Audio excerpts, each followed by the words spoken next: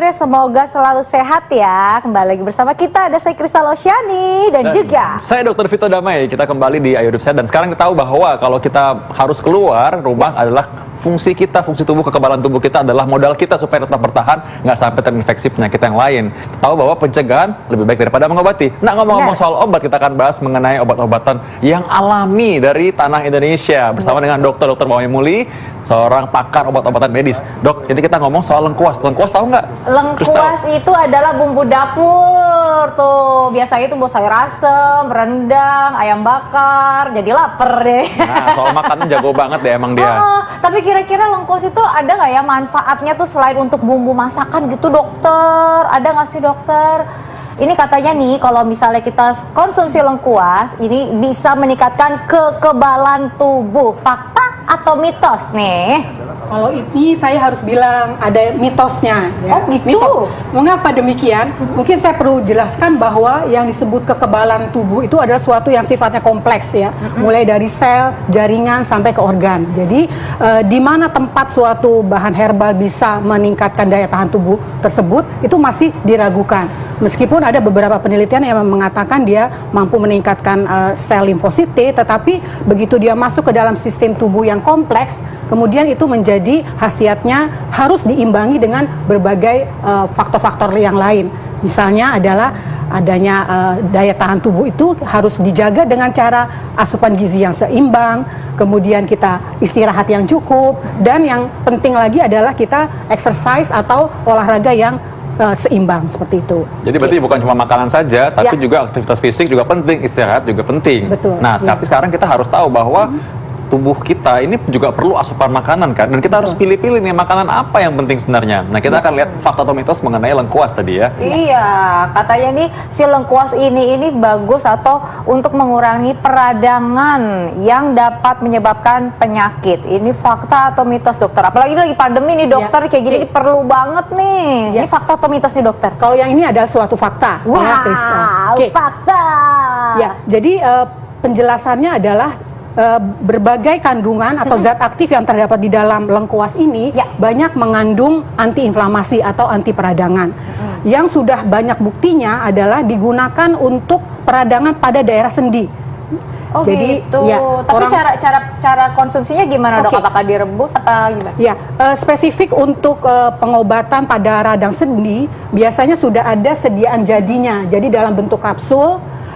Dikonsumsi tentunya dalam jangka panjang ya. Kita tidak bisa mengharapkan lengkuas itu kemudian menyembuhkan dalam jangka waktu pendek. Biasanya penggunaan sekitar 1 bulanan itu akan mampu mengurangi atau menghambat durasi sakitnya di daerah sendi tersebut. Oh, jadi bentuknya itu kayak kapsul gitu ya, dokter? Ya, tinggal diminum aja ya. Ih, praktis banget ya. Tapi kalau misalnya selain kapsul nih, dok, ini kan kalau ibu-ibu nih, saya nggak percaya kalau misalnya udah ada kapsul-kapsul, udah ada kandungan kimia ya apalah. Nah, kayak gini-gini, kayak gini gimana tuh, dok?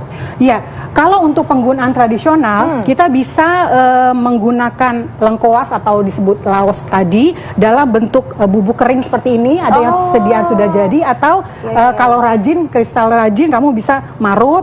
Kemudian biasanya ini hasil parutannya seperti ini. Ini bisa diperas ya, kemudian dicampur dalam air mendidih seperti itu. Kemudian disaring dan air rebusannya tadi bisa dikonsumsi secara teratur 2-3 kali sehari dengan tujuan misalnya untuk mengurangi rasa sakit seperti itu, atau mengurangi rasa kembung di daerah saluran cerna gitu. Kalau misalnya seperti ini yang sudah menjadi bubuk dan mungkin dibikin sebagai olesan, apakah dia masih punya efek nggak? Ya, beberapa penelitian mengatakan bahwa penggunaan secara topikal pun mampu dapat mengurangi, meredakan rasa nyeri di daerah persendian seperti itu. Jadi dioles ya, dokter ya? Tetapi kita harus ingat bahwa kita gunakan, kalau kita lihat ini sediaannya basah, kita harus yakinkan bahwa ini tidak tercemar oleh patogen yang lain, karena biasanya cenderung kalau dia sudah dalam keadaan basah bisa hinggap jamur seperti itu. Jadi gunakan sesegera mungkin. Jadi setelah diparut kemudian langsung digunakan atau ditempelkan ke area yang sakit seperti itu. Oke. Nah, terus deh gitu, kalau misalnya itu kan tadi kan diparut nih, dokter. Kalau misalnya nih, ini aku jadi banyak nanya mulu, ini kan ibu-ibu. Konsumsi air rebusan lengkuas ini secara rutin dapat membantu mengurangi rasa sakit. Fakta atau mitos? Tapi jangan dijawab dulu, dokter. Biar pada penasaran. Makanya jangan kemana-mana, tetap di Hidup Sehat. Wih, itu dia rempah mahal-mahal banget ya Iya, Mak. dokter. Daripada beli emas sama perhiasan, mendingan beli rempah tadi menurutku sih. Enggak sih, perhiasan sih, Oh, dokter. perhiasan ya. Oh, udah aku pancing loh tadi loh. Tahu nggak? Ternyata kesehatan itu kan lebih mahal daripada yang lain-lain. Makanya Iya. kalau tetap dong kalau gitu. Makanya sekarang kita bahas masalah yang mahal nih. Lengkuas nih mahal nih kalau hitung-hitung. Iya, iya dokter, kita juga nggak juga lupa dong untuk pemirsa di rumah nih yang kalau misalnya ingin langsung berkonsultasi dan juga ingin bertanya dengan narasumber kita hari ini bisa langsung ya untuk mend-DM Instagram kita di @hidupsehat.tv1 dan sebentar lagi nanti kita juga ada video conference pastinya. Jadi langsung nanya berarti langsung ya? Langsung dong. Oke, baik nih. Fakta atau mitos yang belum dijawab tadi apa yang utama tadi? Nah, konsumsi air rebusan lengkuas secara rutin ini bisa membantu mengurangi rasa sakit. Fakta atau mitos, dokter? Ini fakta, Fakta. Krista. Ya, ini perlu digarisbawahi bahwa sakit itu adalah suatu respon terhadap adanya suatu peradangan. Tetapi tidak semua sakit bisa diatasi dengan lengkuas, ya. Jadi ada sakit-sakit tertentu atau peradangan tertentu yang secara ilmiah dibuktikan dapat digunakan lengkuas ini. Tadi seperti saya sampaikan bahwa biasanya sakit-sakit oleh karena sendi itu bisa dibantu dengan penggunaan lengkuas tadi. Jadi ya. lebih ke sakit sendi-sendi ya dok Ya, kalau untuk ya. lengkuas ya. Ya. Oh. Jadi tidak semua sakit ya. Tidak Kita semua tidak sakit. bisa Sakit karena mengeneralis. dikecewakan oleh Oke. orang-orang masa lalu nggak bisa Iya. ya? Itu bisa kalau banyak-banyak diminum dokter. Iya, oke. Nah, sekarang kalau misalkan ingin mengurangi reda-reda karena nyeri tadi, karena mungkin orang-orang yang mungkin ya sakit-sakit badan nggak jelas Ya, ya, kadang-kadang gitu ya. Ya, ya. Itu apa yang bisa dilakukan sebenarnya? Ya, secara tradisional Ya. biasanya nenek moyang kita menggunakan parutan dari lengkuas ini, kemudian direbus, kemudian diminum secara teratur seperti itu. Kita harus ingat bahwa Ini ya. konsumsi Oh, kayak gini obat ya, dokter ya? Oh, iya, iya, iya. ini Direbus. hasil dari parutan tadi, kemudian bisa dimasukkan ke dalam air mendidih, Air mendidih. kemudian dididihkan, kemudian disaring, ya jangan lupa Disaring. Ya. Oh, Berapa dibalurin banyak, nggak bisa dokter? dibalurin aja gitu? Dibalurin efektivitasnya lebih kurang dibandingkan dengan kita Kita meminumnya. minum. Oke, Oh ya. gitu. Nah dokter, kita Ya. udah ada video conference Oh, ada, nih. ada. Sudah Oke. ada suara yang siap untuk bertanya. Ini dia. Halo Mas Ade. Halo, Halo Mas Ade Rifai dari Tasikmalaya ya. betul Mbak. Apa kabar dok? Apa kabar Mas? Alhamdulillah sehat. Oke, boleh Mbak. silakan dikonsultasikan langsung. Iya. Selamat siang Bu Dokter. Selamat siang Pak Ade. Iya Bu. Hmm. Yang mau ditanyakan sama saya itu tentang lengkuas manfaatnya kepada manusia yang berumur lebih dari 45. Yang pertama. Yang kedua, apakah ada efek negatif dari lengkuas? Karena tadi kelihatannya positif ya untuk efek negatifnya Mbak Bu Dokter apakah ada?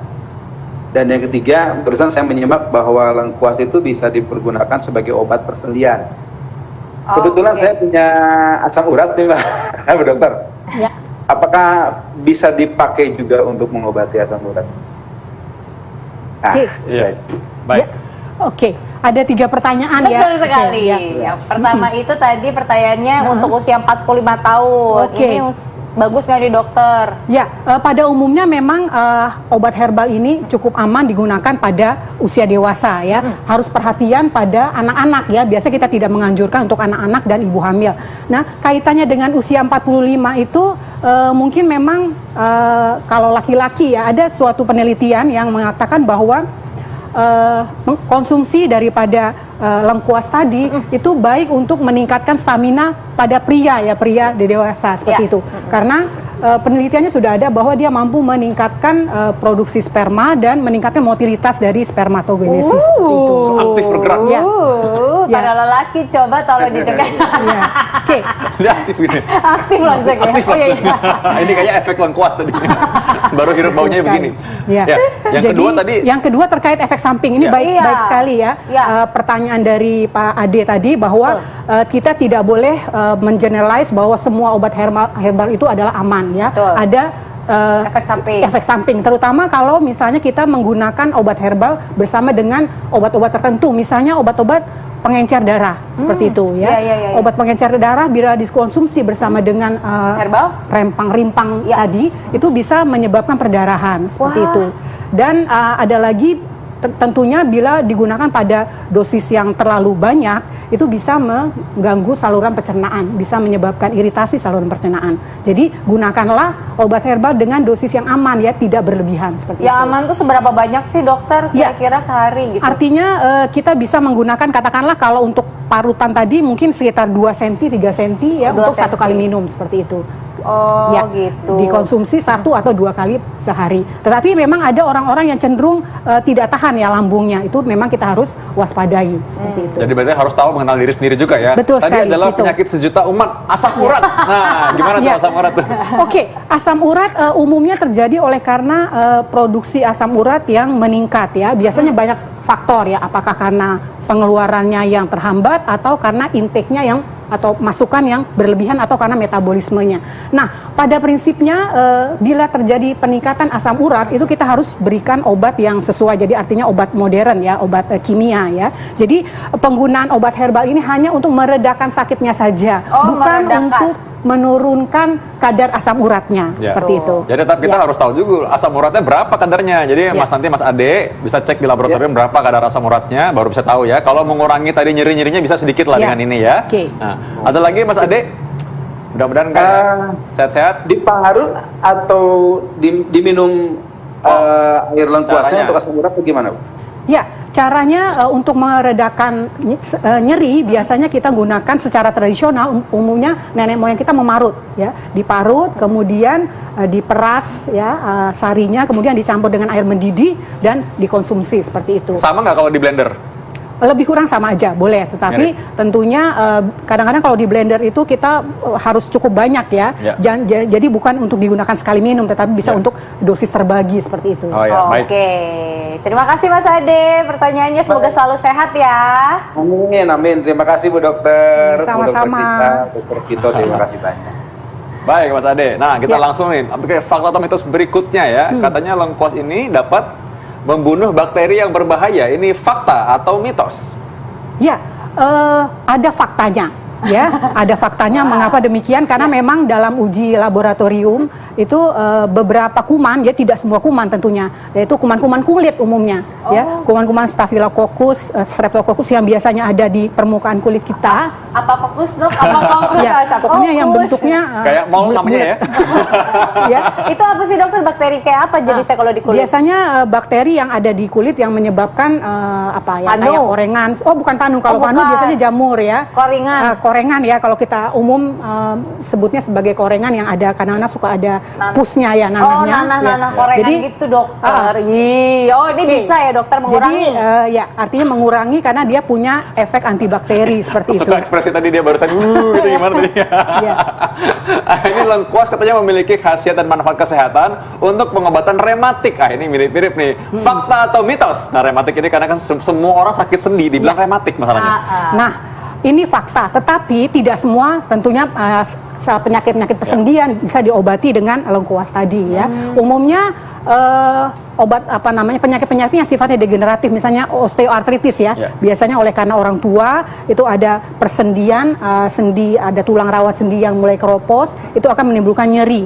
Umumnya lengkuas ini mampu mengurangi nyerinya, artinya Mengurangi ya, dokter, mengurangi ya. nyerinya. Tentu diimbangi juga dengan anjuran dokter misalnya untuk menurunkan berat badan, aktivitas tertentu yang tujuannya untuk tidak meningkatkan progresivitas Ya. penyakitnya. Karena tadi dokter tadi udah bilang juga Ya. bahwa ini karena punya efek anti radang tadi Ya, kan. betul Jadi kalau sekali, misalkan ya. terjadi penekanan, orang yang sudah keropos tulangnya, pengapuran pada orang Ya. usia lanjut bisa. Tapi kalau rematik yang lain, misalnya karena memang autoimun atau kekebalan Oke. tubuh melawan diri sendiri, kita harus lihat dulu Ya. ya.